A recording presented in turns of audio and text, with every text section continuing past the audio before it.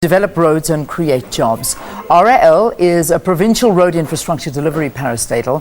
A few years ago, the agency's allocation of contracts to allegedly unworthy companies contributed to the province being put under administration. But the chief executive officer, Maselaganye Matji, says court processes have now been completed and the bad apples have been rooted out. He's in studio with us here this morning. So good to have you. Welcome to the program. Good morning. What activities led to the agency's role in the province being put under administration? Okay. No, thanks very much, Leanne, and to the viewers. Let me just correct the statement of the court processes being completed. So they're not completed as yet? Yeah, I don't want to comment more on the court process. Okay. They're not complete yet. And as you know, court matters are sub judice. Yeah. You don't discuss them out of that environment. But what I wanted to share is what we have put in place to make the institution work. So what led to the administration of the agency was a number of factors, and one of them was lack of controls, lack of internal controls. So more especially in the supply chain management issues, and supply chain management area. And in that area, of course, if you don't have enough controls, you will end up with the irregular procurement and irregular expenditure and so on. And then the other thing was leadership. Yeah. Leadership stability at both the board level and the management level. So what I can say is that so far the leadership has been stabilized. We've got a very functional board led by the board chairperson, Mr. VP, and management as well. I've got a very strong team that supports me in executing the mandate of the institute of the agency. Yeah. When we're talking about turning this all around, obviously you talk about the management, the board, and that's one of the issues. Yes. But there's a lot more that also needs to be done. Yes.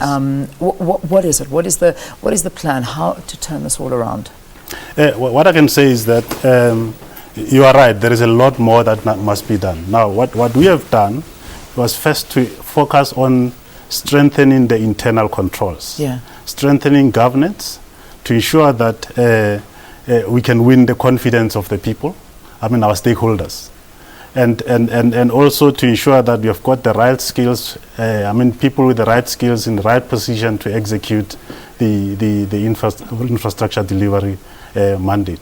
So far we have stabilized, the board has stabilized, and we have got the very strong and effective audit and risk committee, which of course continue assessing the risks related to the functionality of the entity, and also supporting management in terms of the execution of our mandate. And on the other hand, we have appointed the executives who can assist us in executing that mandate. Yeah. And actually, one of the strategies when we started last year was to ensure that we win the confidence of private sector by mobilizing more funds from there.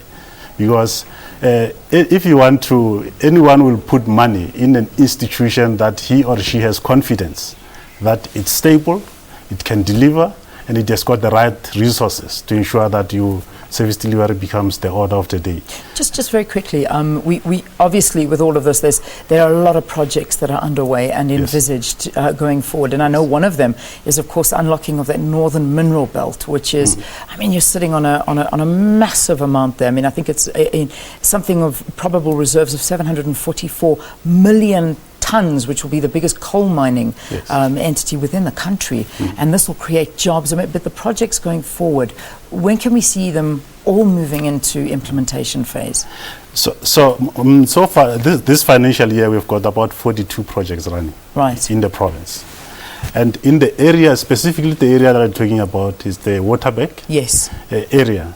In Waterberg area is where you need road to access your sites. Absolutely. Without roads, you can't access your sites. People won't be able to go to work. So our strategy is to ensure that we build roads in those areas to support that economic growth, the same area.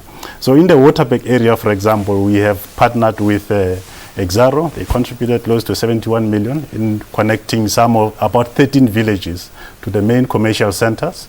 and also to the working areas. On the other hand, we have partnered with Lijaja Coal, who will also be contributing to our road. They could be about 71 million to build roads from Steenbokpan is one of the areas there to the site where the mining activities will be taking place.